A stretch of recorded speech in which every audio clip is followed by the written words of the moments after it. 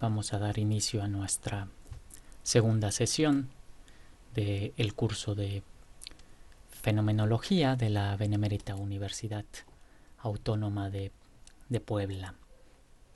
Entonces, vamos a seguir con una introducción general a la fenomenología. Algunos de ustedes me preguntaban sobre las lecturas a seguir. En el programa hay una especie de guía. Sin embargo, quizá les mando como más a detalle. Estas dos primeras sesiones, en realidad, como son introducción muy general, pues no hay textos tan concretos a seguir, ¿no? Pero más adelante vamos a ir siguiendo pues lo que está en el programa, ¿no? Y vamos a empezar con primera investigación.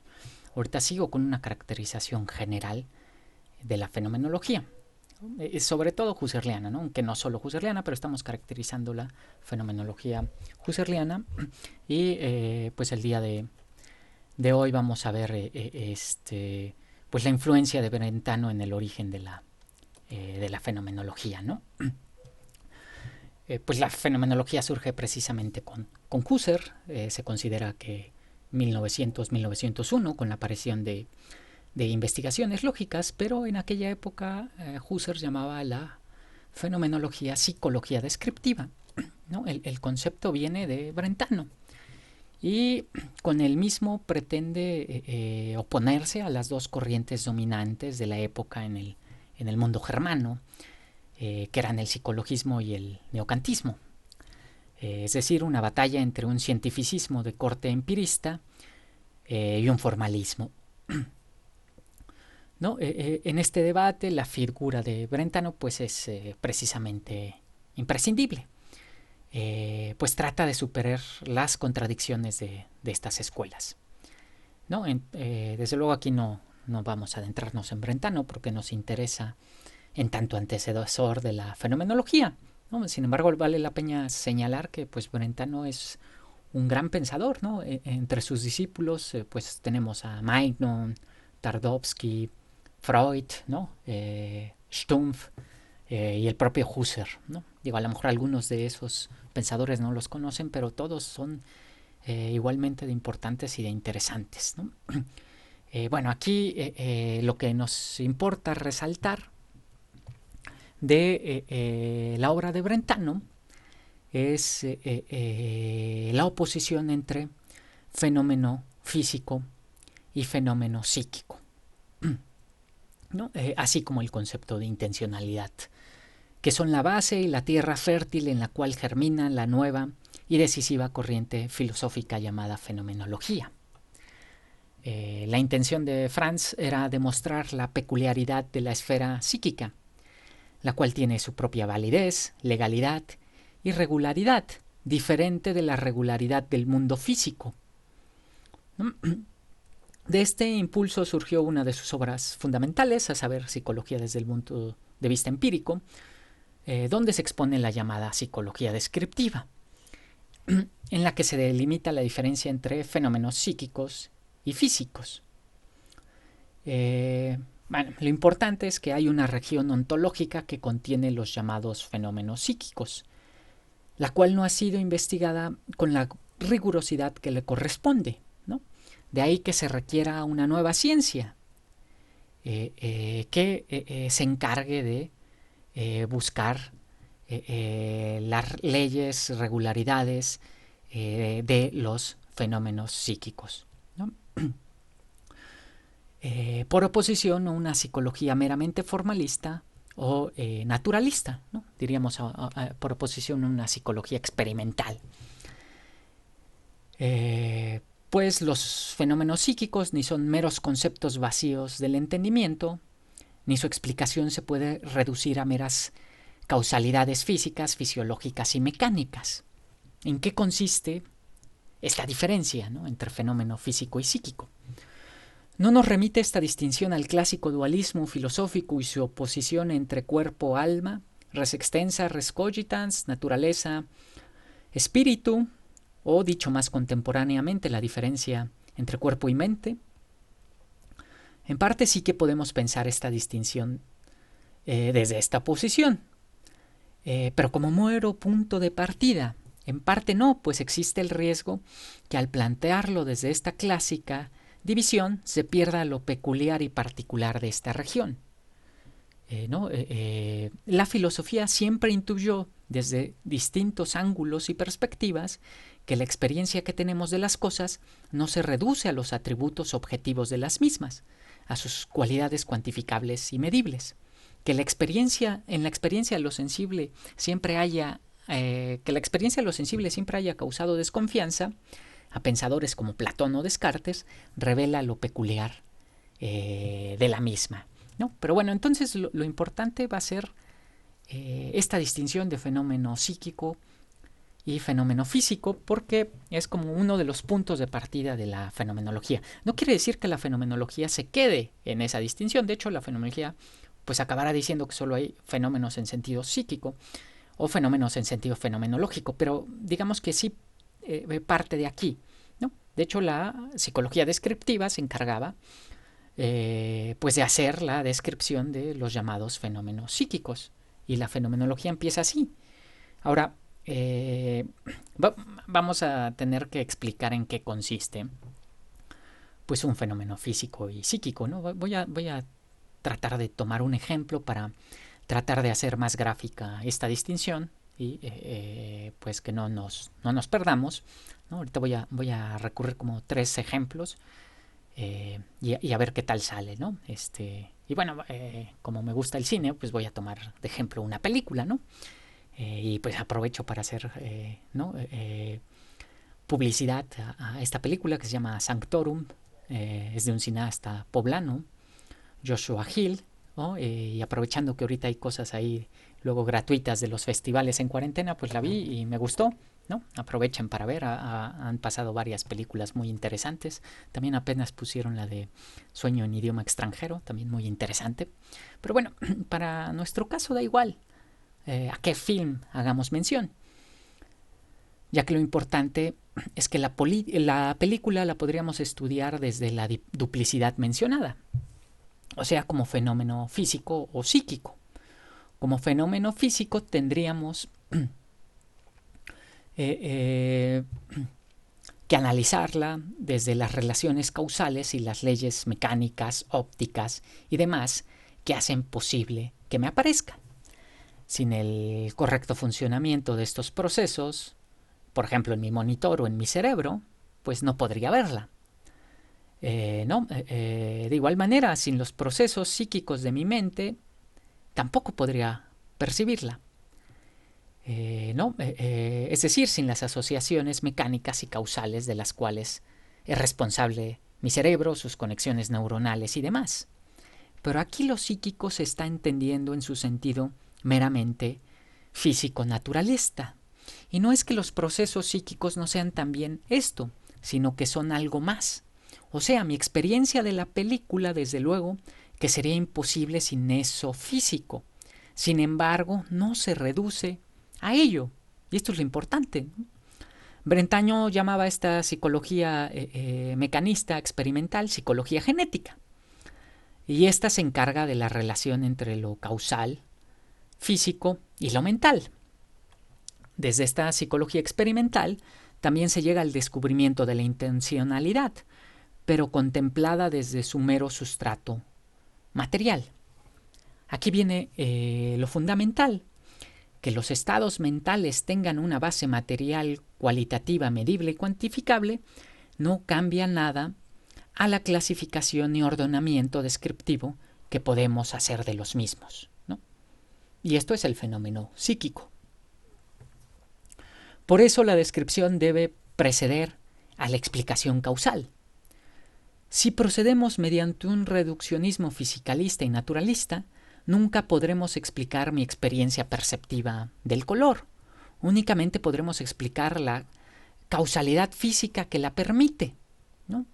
Para remitirme a un ejemplo husserliano, la sucesión de mi percepción no explica la percepción de la sucesión, ¿no? O sea, aunque yo pudiera explicar a detalle cuáles son los procesos neuronales que me permiten percibir, eso no explica mi vivencia de la percepción, ¿no?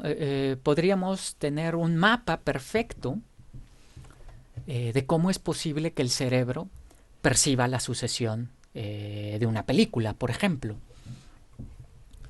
Pero esa explicación causal no es mi experiencia que percibe esa sucesión.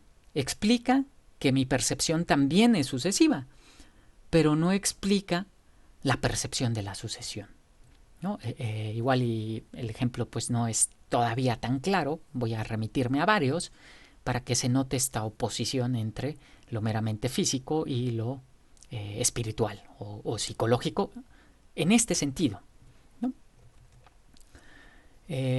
O sea, por más que la explicación causal me pueda exponer el origen físico de mis experiencias o estados mentales, no puede clasificarlos, ordenarlos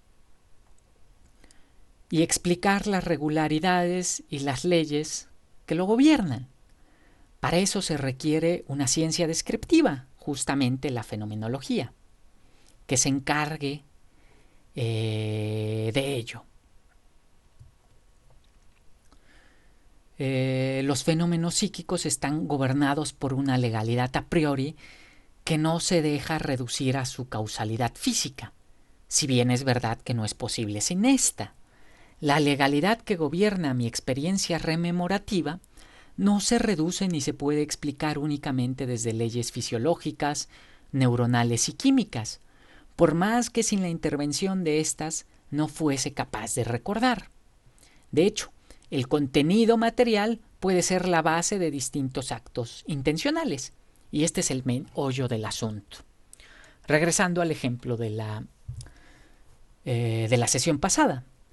Por más que la neuropsicología se especialice y me explique a detalle las leyes causales naturales que gobiernan mi percepción visual y sin las cuales no es posible, ella es incapaz de explicar por qué percibo visualmente de manera a priori, es decir, universal y necesaria, siempre un objeto solo desde un perfil y nunca desde todos los perfiles al mismo tiempo, ¿no? ¿Se acuerdan que decía, bueno, pues yo este objeto solo lo puedo ver desde un perfil, ustedes lo ven desde un perfil, yo desde el otro?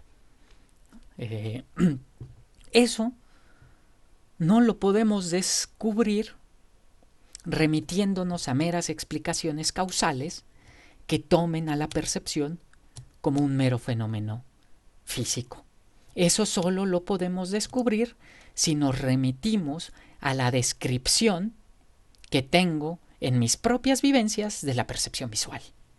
De la percepción visual, y la fenomenología pues obviamente toma de ahí, ¿no? Bebe de esta fuente. O sea, solo puedo descubrirlo desde los fenómenos psíquicos, para decirlo brentanianamente. De ahí que la fenomenología se encargue en un principio de la descripción de los fenómenos psíquicos, y esta sea una región evidente en sí misma. De hecho, esta ciencia tendría la misma rigurosidad y exactitud que la matemática, porque justamente la matemática no se encarga de las condiciones materiales, físicas y causales que la hacen posible, ¿no? O que hacen posible que yo pueda, por ejemplo, realizar ecuaciones. Evidentemente, si algo en mi cerebro no funciona adecuadamente, seré incapaz siquiera de sumar. Pero las leyes que gobiernan la matemática no son leyes ni físicas ni psicológicas, sino regularidades tomadas de las descripciones de lo matemático en cuanto tal, ¿no? Aquí se me ocurren pues otros ejemplos para seguir pues tratando de hacer más gráfico esto que a lo mejor suena muy abstracto, y es que el psicologismo, que es una de las corrientes a las que se opone Brentano, y luego la fenomenología, y que por cierto me parece que la fenomenología refuta pues de forma incontestable. No es la única en refutar al psicologismo. Frege también refuta el psicologismo en sentido y referencia, ¿no? Ahí en su curso de analítica, pues seguramente también lo verán, o en su curso de de filosofía contemporánea, ¿no? Entonces se refuta desde distintos ángulos, pero para resumirlo, pues bueno, en estos resúmenes siempre como que se dejan muchas cosas en la superficie, se caricaturiza algunas otras, pero pues son necesarios para tener panoramas generales, ¿no? Entonces digamos que la psicología, perdón, el psicologismo, que ahora lo mencionamos de forma despectiva, pues en su época no, era una corriente filosófica pues muy importante, decía que por ejemplo las leyes de la lógica o de la matemática se podían reducir a leyes psicológicas. Y las leyes psicológicas justamente entendiendo a la psique en un sentido naturalista. Es decir, que para decirlo un poco como con un lenguaje más contemporáneo, que pues el principio de no contradicción, por ejemplo, es válido gracias a procesos neuronales que suceden en mi cabeza, ¿no? A conexiones psíquicas y neurotransmisores y demás.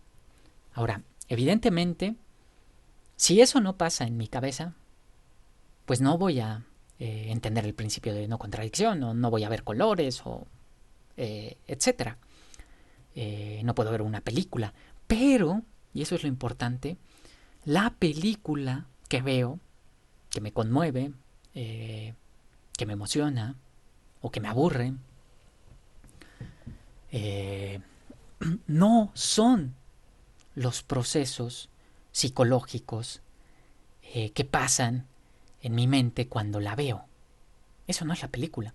De la misma manera que el principio de no contradicción no son esos procesos neuronales que ocurren en mi cerebro y sin los cuales pues no identificaría el proceso de no contradicción. Pero eso es confundir una cosa con otra.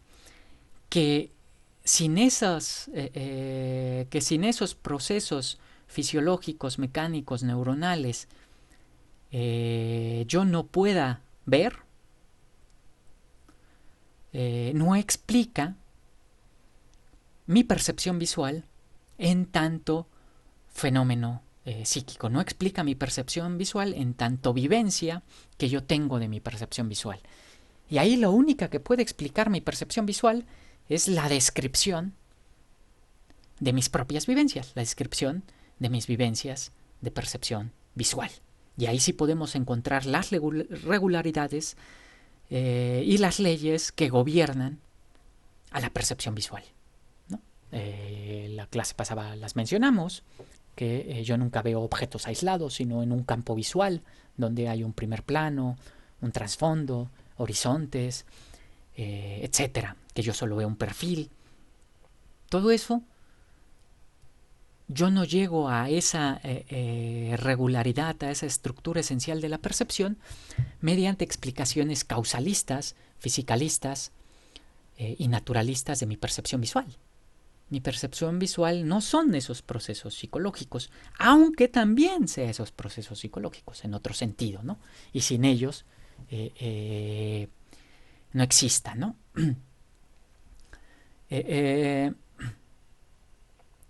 Entonces, a mí el otro ejemplo que se me ocurre para seguir con esto, ¿no? De la diferencia entre fenómeno psíquico y fenómeno físico, es que si nosotros reducimos el mundo a su mero aparecer físico, mecánico y causal, pues entonces nos vamos a perder el espectáculo del mundo, ¿no? Yo no veo procesos neuronales, yo veo una película. Yo no veo o yo no escucho ondas sonoras, yo escucho una canción.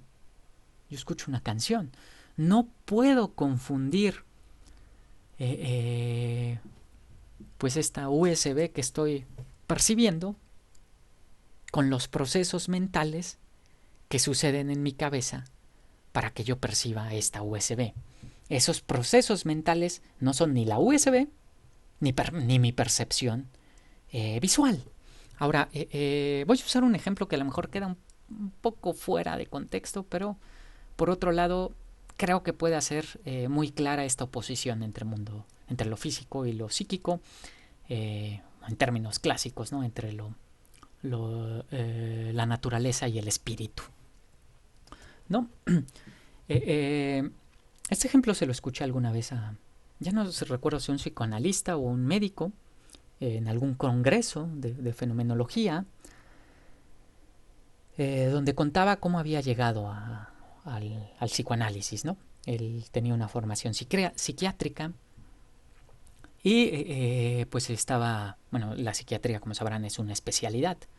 Había estudiado medicina, se especializó en psiquiatría, pues había aprendido lo que en su época se enseñaba, tenía los manuales. De hecho, tengo que buscar, por ahí anoté en unos papeles cuáles eran esos manuales que estudiaba. Y cosas así como más precisas. Pero bueno, el asunto es que empezó a trabajar, ¿no? en una institución pública y en algún momento pues le llegó un caso, ¿no? De una persona que se enfermaba mucho, todo el tiempo estaba ahí, operaciones, medicamentos, y algún doctor por alguna razón consideró que había un problema pues psiquiátrico en el paciente. Entonces pues bueno, lo canalizaron, lo recibió, él estaba apenas aprendiendo y pues le hizo un test, ¿no? También ya no me di a la tarea de buscar el nombre específico de los tests y de estas cosas. Quizá valdría la pena. Pero bueno, le hace este test y dice, no, pues sufre una depresión severa, ¿no? El paciente sufre una depresión severa, le receta justamente lo que pues el manual sugiere, ¿no? Se hacen ahí preguntas para medir escalas de dolor y otras cosas, se hacen algunos estudios y bueno, pues tiene una depresión severa, le receta el medicamento que se recetaba en esa época y pues entonces ya se va. Ahora, justamente la psiquiatría, como muy tradicional y muy clásica, considera las enfermedades mentales solo desde su postura o desde su perspectiva en tanto fenómeno físico, ¿no? En tanto procesos neuronales, mecánicos, fisiológicos que acontecen en nuestro cerebro, ¿no? Y desde luego, repito, no es que no sean eso también, pues nuestras enfermedades mentales, por ejemplo, ¿no? En este caso, pues sufría de una depresión severa el paciente. Entonces le manda un medicamento que lo que va a hacer es causar de forma mecánica que su organismo produzca más dopamina, ¿no? Que es pues una de las sustancias que se supone que nos producen la sensación de bienestar. Entonces, bueno, la depresión la explicarían desde esta postura meramente fisicalista como falta de dopamina. Ahora, la depresión no se reduce a eso. Y aquí viene como la explicación que daba este psiquiatra, que esa experiencia lo había llevado al psicoanálisis, ¿no? Y era que le receta, el paciente lo va a ver a los 15 días o a la semana, algo así. Cuando lo recibió, pues se veía, luego se veía pues descuidado, no se había bañado, se le notaba pues la tristeza, el decaimiento y la depresión. Le costaba articular palabras, era lento, no se podía concentrar. Y bueno, a los 15 días, 10 días, lo que sea, lo va a ver. Y lo va a ver sin cita ni nada, simplemente le pasa a agradecer, ¿no? Y pues cuenta aquí el psiquiatra, dice, no, pues yo estaba feliz. Le receté lo que el manual dice, le faltaba segregar ciertas sustancias, el medicamento hace que las segregue, ya está bien, ¿no? Entonces lo ve, luego se nota que ya no está decaído de ánimo, se nota pues vigoroso, ordena mejor sus ideas, es más ágil, se afeitó, se bañó, se arregló, y le va a decir, no, muchas gracias, doctor, ¿no? Me ayudó. Y pues este psiquiatra se entera a los 2 días que el paciente se suicidó. Y dice, bueno, pero ¿qué pasó? ¿Qué pasó? ¿Por qué se suicidó si ahora su organismo ya produce la dopamina necesaria? Pues justamente porque la depresión no es solo esos procesos físicos, no es solo esos procesos fisiológicos, neuronales, que también lo es, pero no es solo eso, no es solo eso. Y de hecho lo que cuenta este psiquiatra es que ahora ya está prohibido ese medicamento en altas dosis para depresiones muy severas, porque es algo que pasó mucho. O sea, no fue un caso aislado, sino se repitió mucho que a los que les recetaban eso pues acababan suicidándose. ¿Y qué pasaba? Que en realidad lo que el medicamento les provocaba era darles el valor de terminar con su vida, ¿no? Estaban tan deprimidos que no tenían la suficiente fortaleza para acabar con su sufrimiento. Entonces el medicamento lo que les posibilitaba era terminar su sufrimiento, más no curarlos de la depresión, ¿no? Porque justamente la depresión es más que esos procesos fisiológicos neuronales. Es algo más, algo más. ¿No? Por eso digo, esta oposición entre lo espiritual y lo meramente material o la naturaleza, ¿no? En la naturaleza pues gobierna las leyes causales, mecánicas rigurosas, y en ese sentido pues todos estamos sometidos a ellas, ¿no? De hecho Kant también dice eso, ¿no? Pues el mundo natural está gobernado por la causalidad y de ahí nadie se escapa.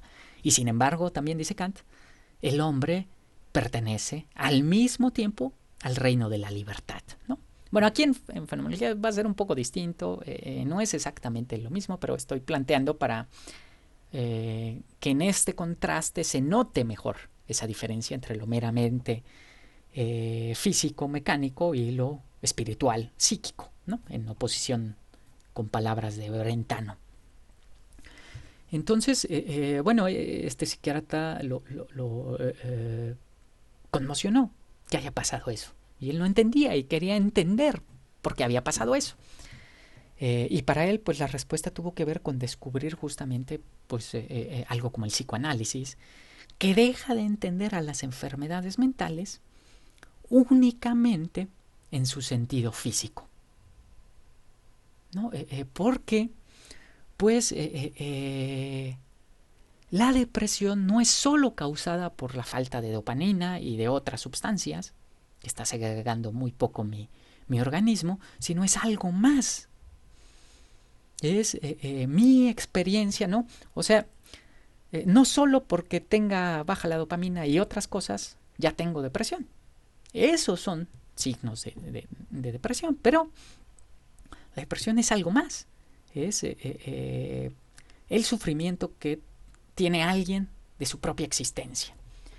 Y ese sufrimiento que tiene que ver con su propia existencia y no con la falta de sustancias químicas, ¿no? La falta de sustancias químicas pues es más bien como su síntoma, pero no es la depresión es algo más que tiene que ver con otro reino. No solo tiene que ver con el reino mecánico, físico, de la naturaleza, ¿no? Sino tiene que ver con el reino de lo llamado espiritual. ¿No? Digo, aquí estoy haciendo esa distinción, hay muchos matices ahí, ¿no? Porque la naturaleza también la podemos contemplar desde una reducción fenomenológica y dejarla de pensar únicamente como naturaleza en un sentido mecanicista. Pero bueno, esto es para simplificar el asunto y que vean como pues el trasfondo desde donde surge la fenomenología. La fenomenología.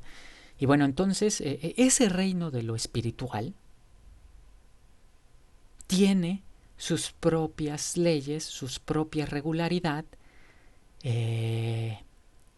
y es nuestra tarea estudiarlo en su peculiaridad, ¿no? Estudiarlo en su peculiaridad. Ahora, aquí hay algo importante. Esta oposición físico-psíquico no quiere decir que eso psíquico sea como algo místico, privativo, nadie entiende la experiencia que yo tengo de mi depresión, por ejemplo, o de mi alegría, ¿no? Porque recuerden lo que les dije la vez pasada. Esto es lo interesante de la fenomenología.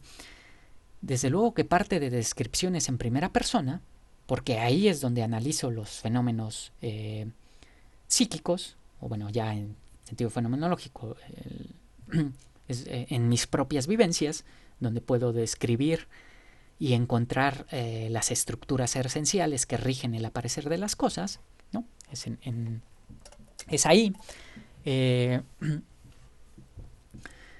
Sin embargo, esa descripción de mis vivencias no tiene que ver con vivencias en sentido privativo, no tiene que ver con la experiencia en un sentido que sea solo mío, aunque desde luego que es solo mío. La experiencia siempre es de alguien, y de alguien concreto, fáctico, que existe realmente en un momento histórico concreto, ¿no? De lo que más adelante se le llamará facticidad, desde una facticidad.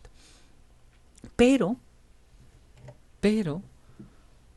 lo que busca la fenomenología es la regularidad de esas vivencias, lo que tienen de universal, ¿no? Por ejemplo, esto de la clasificación de la percepción visual de un objeto no se puede reducir, o sea, no tiene que ver con mi percepción visual en un sentido privativo, no tiene que ver con que el único que ve la cámara de esta manera soy yo, no, todos lo ven de la misma manera y nadie lo puede ver de otra manera, ¿no? Recuerden esto de Husserl, ni siquiera Dios, si existiera, podría ver de otra manera, y todos los seres que tengan ojos tienen que ver de esa manera, ¿no?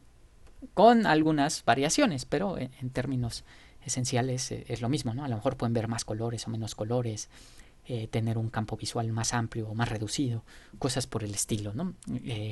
Pero en términos generales pues se reduce a eso. Y entonces, bueno, pues por ejemplo el psicoanálisis pues defenderá esta visión de lo espiritual, de la parte frente a un reduccionismo meramente fisicalista, ¿no? Y dirá que pues bueno, explicó todo el caso de cómo se adentró a esto y cosas de ese estilo. Bueno, fue con más pacientes y demás, pero al final eso es lo curioso, y eso es lo que más le sorprendía a este psiquiatra, es que pues el psicoanálisis podía curar de una depresión desde las palabras, ¿no? Dice, pero ¿cómo es eso posible? ¿Cómo es eso posible que a partir de que enuncia algo, el sujeto que se somete al análisis se cura? Bueno, justamente por eso, porque las leyes que gobiernan a lo espiritual no se pueden reducir a las leyes que gobiernan lo natural, lo meramente natural, ¿no? Y de la misma manera con todo lo demás, ¿no? Y eso mencioné a la matemática como ejemplo, pero lo podemos aplicar a un montón de cosas más, un montón de cosas más. Si a mí, por más que estudien mi cerebro, ¿no? Nunca van a poder explicar en qué consiste el teorema de Pitágoras, ¿no? Me van a explicar qué es lo que pasa en mi cerebro cuando yo hago el teorema de Pitágoras, mas no van a poder explicar el teorema de Pitágoras. El teorema de Pitágoras yo lo explico en la vivencia que tengo evidente de cuando lo compruebo, ¿no? Y entonces se me da de forma evidente. Y bueno, no solo eso, pero las matemáticas es un ejemplo, cualquier cosa se me da así. Y con esto pues tenemos un mundo mucho más rico, mucho más colorido, no tan monocromático y reducido como un fisicalismo pues bastante tradicional, ¿no? Que a veces nunca hay como negro y blanco y se exagera un poco y los... digo, a veces sí hay unos que son así, pero hay muchos puntos intermedios. Hay psiquiatras que no son tan fisicalistas, etcétera, ¿no? Hay toda una gama ahí diversa. Pero bueno, aquí era la intención oponer ese reino. Ahora falta ver en qué consiste ese reino, qué es lo que se descubre ahí, qué es lo que gobierna esas regularidades de los fenómenos psíquicos, porque tampoco se trata en fenomenología de hacer una defensa como, vamos a decirlo así, trasnochada, de decir, no, el mundo espiritual es lo libre, es ahí donde acontece el milagro y es aquello que no se puede explicar y como de irse hacia una especie de misticismo. No, la fenomenología lo que quiere es describir, explicar, analizar, jerarquizar y exponer este dominio, ¿no? Bueno, de entrada era la psicología descriptiva. O sea, la defensa de lo espiritual no tiene que ver únicamente con una cuestión como dogmática de no, la vida sería muy fea si fuera solo procesos naturales, mecánicos y causales, ¿no? Sino tiene que ver que esas explicaciones no pueden dar cuenta de lo peculiar de los llamados por Brentano fenómenos psíquicos, de los fenómenos psíquicos. No pueden explicar la vivencia que yo tengo al ver una película. Explican su base o sustrato material, pero no la experiencia que yo tengo al ver una película. La experiencia que yo tengo al ver una película solo la puedo describir, clasificar y demás en analizando mis propias vivencias. Y acuérdense, lo que se busca de mis propias vivencias es lo que tienen de universal y necesario. Universal y necesario, aplicable a todos y a todas en cualquier circunstancia y demás, ¿no? Entonces, bueno, la psicología brentaniana abre, la psicología descriptiva abre esta puerta y aquí está esta oposición clásica sobre la cual quería discurrir y todavía voy a discurrir en un último ejemplo como para tratar de hacer más gráfica esta oposición, aunque la fenomenología en realidad se va a ir de esa oposición. La fenomenología va a descubrir que esa escisión vive de algo más originario, ¿no? Pero bueno, eso más adelante. En un primer momento podríamos decir, lo voy a decir con estas palabras, que hay una reducción, hay una reconducción de mi percepción visual de este objeto en su sentido meramente físico, mecánico, a mi percepción en su sentido psíquico. En su sentido psíquico y psíquico en este sentido de fenómeno psíquico, porque lo psíquico también es algo mecánico, natural, y se explica desde ahí, pero se explica su sustrato material, ¿no?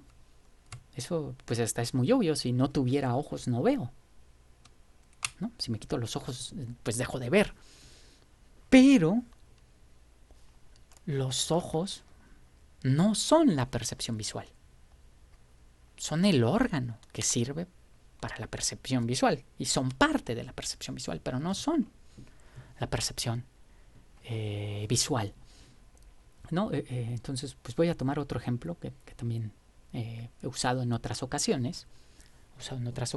Y que tengo que buscarlo más a detalle porque lo vi en un documental, ¿no? Y consiste en unos experimentos, ¿no?, que realizaban como neurocientíficos más recientes. Y pues a un mono le enseñaban a utilizar un joystick, ¿no? Y utilizar un joystick y mover como un juego. Si aprendía a hacer ciertas cosas, pues le daban ciertos estímulos, ¿no?, premios, ¿no? Muy conductista el asunto, muy bien. ¿Sirve para explicar cosas? Claro que sirve para explicar cosas. Encontraron cuáles eran las conexiones neuronales que hacía el mono para eso. Y después, digamos que las copiaron y con un programa se las ponían en su mente, ¿no? Les ponían ahorita se me olvidó cómo se llama eso, pero creo que electrodos, ¿no?, le conectaban al cerebro y entonces le mandaban la orden y pues el mono hacía eso, aunque no quisiera. Movía el joystick de tal manera que hacía las instrucciones que se le ordenaban. Pero bueno, aquí pasa esto de están confundiendo o más bien no se reduce el fenómeno psíquico a su parte física, ¿no? Y de hecho, pues eso se puede trasladar a humanos, ¿no? Se hacen mapeos, se ve cómo funciona el cerebro, se puede hacer el experimento, se le pone a alguien los electrodos y se le manda la orden de que levante la mano, ¿no? Y la levanta. O que se pare, y se para. Pero el que yo mueva mi cuerpo no tiene que ver con meras leyes mecánicas. Tiene que ver con mi concreción en el ser en el mundo y que yo trato de alcanzar algo, alejar algo, moverme para adecuarme a la situación, realizar tal tarea, etcétera, ¿no? No se reduce a eso, aunque también sea eso. Y de hecho, pues, ¿qué experiencia tiene? ¿Qué siente alguien que le mandan la orden y levanta el brazo aunque él no quiera? Pues justamente la misma que tendría, ¿no? Eso lo cuenta alguien que participó en el experimento. Bueno, pues siento lo mismo que cuando alguien se acerca y me levanta el brazo a la fuerza. Me levanta el brazo a la fuerza, pero eso no es levantar el brazo. O levantar el brazo no se reduce solo a eso. No se reduce solo a eso, porque entonces ahí se pierde toda la parte espiritual que tiene que ver con el movimiento de mi cuerpo propio que se dirige hacia ciertos fines o a la realización de tales actividades, ¿no? Incluso para ver bien, parpadear o para quedarse dormido, ¿no? Acostarse en cierta posición, etcétera, ¿no? Moverse según sea conveniente. Entonces no se reduce lo espiritual a lo natural en esta oposición clásica. Ahora, aquí viene un asunto fundamental. ¿Dónde tenemos la evidencia de eso psíquico? ¿No? ¿Cómo es eso psíquico? ¿Qué es? ¿Cómo accedo a ello? ¿Cómo accedo a ello, no? Entonces, bueno, aquí la psicología descriptiva brentaniana recurre a la distinción entre percepción interna y percepción externa, ¿no? Innere Wahrnehmung y Äußere Wahrnehmung. ¿No? Y esta distinción pues va a llegar a Husserl. Ahorita voy a tratar de explicar, ¿no? Ahora, esta percepción interna no tiene que ver con una introspección en un sentido clásico,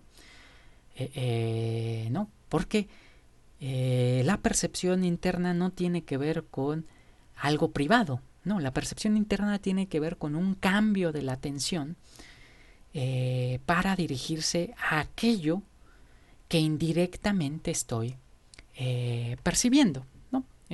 Por ejemplo, pues podríamos decir que la percepción externa se refiere a los atributos, ¿no?, cualitativos del color, y la interna al acto perceptivo que está dirigido y que permite la percepción de ese color. No, no es que vea mis fenómenos psíquicos, sino que los vivo, los experiencio indirectamente, pero de forma apodícticamente segura.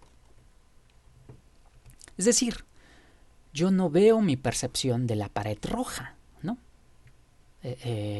Pues veo la pared roja. Cuando percibo una pared roja, bueno, ahí está la pared café atrás, pues ustedes ven una pared café. No ven su percepción de la pared café. Sin embargo, viven la percepción de la pared café y pueden, mediante un cambio de la atención y un giro de la mirada, que tiene que ver con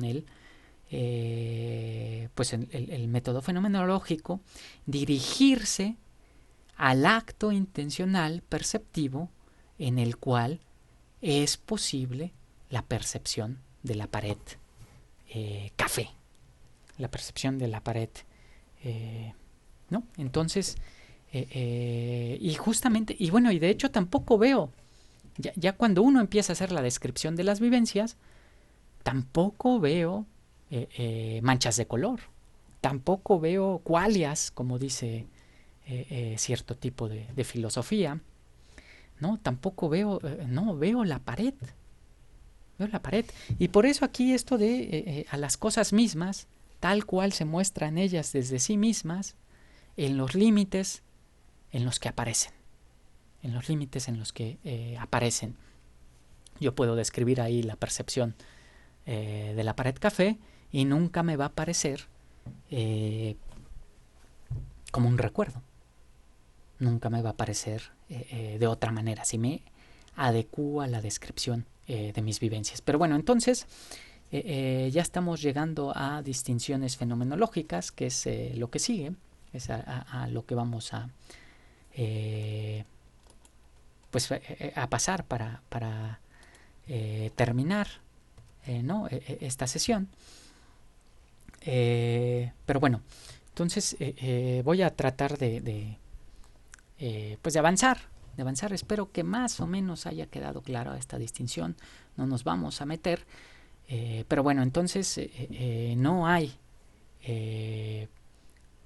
Hay un reino que tiene su propia legalidad, que es el de lo psíquico, y ese reino de lo psíquico requiere una ciencia que se encargue de explicar sus leyes, sus regularidades y de describirla. Esa es la psicología descriptiva, y ahí ya tenemos el primer paso hacia la fenomenología. Husserl va a retomar esto de fenómeno psíquico, proposición a fenómeno físico. Él mismo va a llamar a su fenomenología psicología descriptiva, ¿no? Para Brentano era sinónimo psicología descriptiva y fenomenología, y lo va a aplicar, por ejemplo, a la lógica. Las investigaciones lógicas son eso, un análisis descriptivo de mis vivencias o de las vivencias en donde aparece lo lógico. Aparece lo lógico. Y aquí entonces ya vienen todas estas distinciones que vamos a regresar a ellas de acto, cualidad, materia, contenido, referencia. Y bueno, entonces aquí es donde se descubre también que cuando nosotros nos dirigimos al mundo de lo psíquico, entonces nos topamos con que aquella estructura esencial que permite el aparecer de las cosas es la intencionalidad. Es la intencionalidad en tanto la conciencia es el estar dirigido a las cosas desde un modo, ¿no? Un modo de conciencia que corresponde con el modo de darse del objeto en cuanto tal. Ahora, sobre estas cosas pues vamos a tener que regresar y regresar hasta el cansancio. Pero aquí sí vale la pena mencionar que todos estos conceptos vienen desde Brentano, ¿no? Y entonces, bueno, voy voy a terminar con esta explicación, ¿no? de percepción interna, percepción externa, porque hay que tener en cuenta otro punto importante. Percepción interna no debe de entenderse meramente como por oposición a una visión, ¿no? Por eso esto de introspección, una visión que tendría de lo inherente a mí, por oposición a algo trascendente fuera de mí. De hecho, la percepción, la llamada percepción interna puede estar haciendo referencias a objetos que llamaríamos externos, sino lo que tenemos que entender de esta percepción interna es que se refiere a los actos o husserlianamente a las vivencias intencionales que son las que permiten que yo esté dirigido a el objeto, ¿no? Es decir, para que yo perciba un objeto visual con todos los atributos que ya dijimos, es porque hay una vivencia intencional que permite el aparecer de esa cosa de esa manera.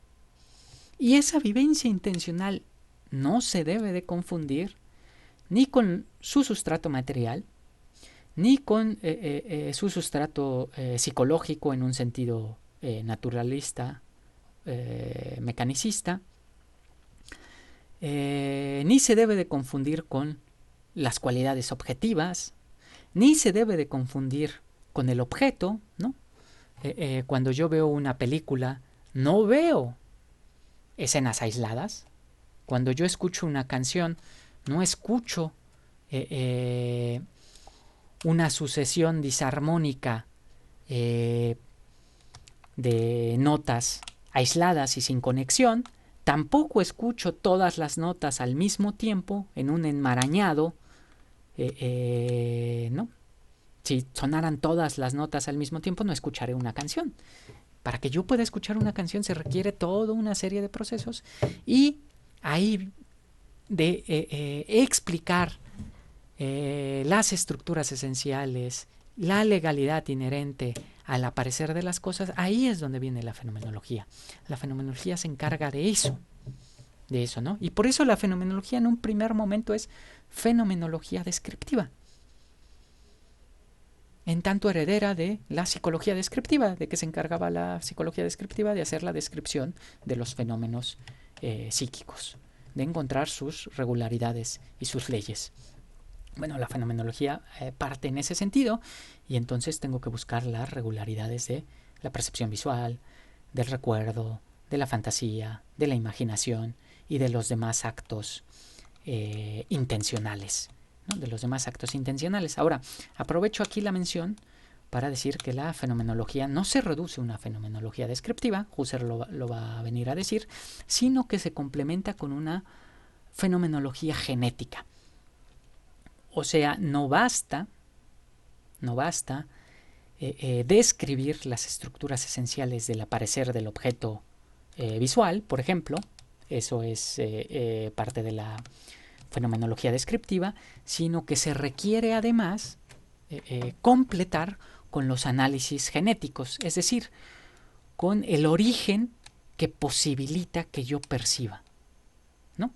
La descripción parte de que el mundo ya está constituido y que es así y que hay percepción visual y que se da de esa manera. La fenomenología genética rastrea la historia en la cual se fue constituyendo y se hizo posible que hubiera algo así como una percepción visual, ¿no? Pero bueno, eso quizá ya me adelanté, pero era importante para mencionarlo, ¿no? Entonces, tenemos primero esta psicología descriptiva que se vuelve fenomenología, que quiere mostrar, lo más importante de esta sesión sería resaltar esa oposición entre lo psíquico y lo meramente físico. Falta explicar eso psíquico. Ya lo vamos a explicar desde la fenomenología. La siguiente sesión nos vamos a ir a la primera investigación. Aquí sí lean la primera investigación hasta donde puedan. Vamos a ir ya a detalle, vamos a tomar la primera investigación como ejemplo de ejemplo teórico y práctico de cómo se realiza la fenomenología. La fenomenología, ¿no? Y entonces, para terminar de resaltar esta oposición entre lo físico y lo psíquico, pues termino con otro ejemplo, ¿no? Termino con otro ejemplo que va en la misma dirección. Hablar un idioma no se reduce a meros procesos psíquicos en el sentido naturalista. No se reduce a meros neurotransmisores y conexiones que pasan en mi cerebro, aunque no se dé sin ellos, porque hablar un idioma es otra cosa. Las computadoras no hablan ningún idioma, ¿no? Que hacen traducciones o que uno le puede dar órdenes, no hablan ningún idioma. Hablar un idioma no es meramente los procesos neuronales que me permiten hablar un idioma. Hablar un idioma no es tampoco utilizar correctamente las reglas sintácticas, semánticas y gramaticales, aunque sin eso pues no hablo un idioma. Pero hablar un idioma tiene que ver con otra cosa. Tiene que ver con mi propia existencia, con la manera en que se encuentra encarnada, concretizada, y en la cual hablar el idioma es expresar mi ser en el mundo a través de palabras. A través de palabras. Lo mismo que con esto de el ejemplo que les puse de ese paciente que sufría de depresión. Su depresión no eran solo esos esa falta de dopamina, esa falta y de otras sustancias químicas, sino su depresión era su experiencia de la depresión, su experiencia que tenía que ver con toda su concreción de su propia existencia y que le provocaba un malestar general, que para entenderlo tendríamos que analizarlo de una manera holística y no quedarnos solo con la parte física. Pero bueno, entonces aquí la vamos a dejar. Vayan a la primera investigación. Ahora vamos a ir un poquito más a detalle. Estas dos sesiones eran como introductorias muy generales. Ahora vamos a ir a la lectura de la primera investigación, unos apartados en específico. Si quieren, y quizá valdría la pena que les mande los parágrafos en cuanto tal, para que puedan ir siguiendo las sesiones de mejor manera y las explicaciones, y también puedan ir preguntando como más a detalle. Y bueno, luego vamos a pasar a la quinta investigación lógica, tampoco toda, les mando los parágrafos, y de ahí vamos a ideas 1, la introducción y unos capítulos, ¿no? El de hecho y esencia principalmente. Bueno, sí, se me olvidaba algo antes de por concluida la sesión. Alguien me preguntaba, y era una pregunta muy interesante, ahí le respondí, pero creo que vale la pena comentarlo a la mayoría, ¿no? Igual los que tengan preguntas me mandan correo, y sí creo que es como importante mencionarla, pues la menciono para que todos tengan esta noción. Y me decían, profesor, esto que expuso la vez pasada de la priori material, la priori formal, esencia en sentido husserliano, pues se parece mucho a lo trascendental en Kant, en tanto condiciones de posibilidad. Y me preguntaban si había una relación o no. Y yo lo que les digo, claro que hay una relación. Husserl, su filosofía también es trascendental, en sentido kantiano de condiciones de posibilidad, condiciones a priori de posibilidad del aparecer de las cosas, pero no se reduce a una trascendentalidad en sentido meramente kantiano, porque el concepto de trascendental en Husserl, además de hacer referencia a las condiciones de posibilidad, también se refiere a los procesos constitutivos de la subjetividad, ¿no? Esas condiciones de posibilidad tienen que ver con un proceso constitutivo donde viene esta posición constituyente. Entonces no se reducen a eso, eso también lo vamos a ver. Primer punto. Y segundo punto, Husserl va a rechazar esa decisión entre Noumeno y fenómeno, ¿no? Hay fenómeno Cantus Erscheinung, pero bueno, no Phänomen, pero Kant no va a aceptar que haya una cosa en sí, ¿no? Que este objeto yo lo vea siempre en perfiles y de forma inacabada, forma parte de las cosas mismas. Es parte de la esencia de las cosas mismas que no se termina, y por lo tanto no hay una cosa en sí de la cual nosotros tenemos percepción únicamente en el modo en que me aparece, sino el modo en que aparece es esencial al aparecer de las cosas mismas, ¿no? En Kant podríamos, si lo forzamos un poquito, tratar de relativizar y decir, bueno, es que esas estructuras a priori del entendimiento y de la sensibilidad que permiten el aparecer de las cosas dependen de la estructura subjetiva, pero esa estructura subjetiva esa estructura subjetiva es esencial del aparecer de las cosas solo en tanto en el cómo nos aparecen a nosotros. Pero Kant deja la posibilidad de que habría otro tipo de subjetividades a las cuales les aparecería de otra manera, ¿no? En Husserl esa posibilidad se cierra. No puede haber una decisión entre el fenómeno y la cosa en sí. Pero bueno, espero que esta respuesta a la pregunta sea de utilidad y nos vemos la semana que viene. Bueno, ustedes me ven.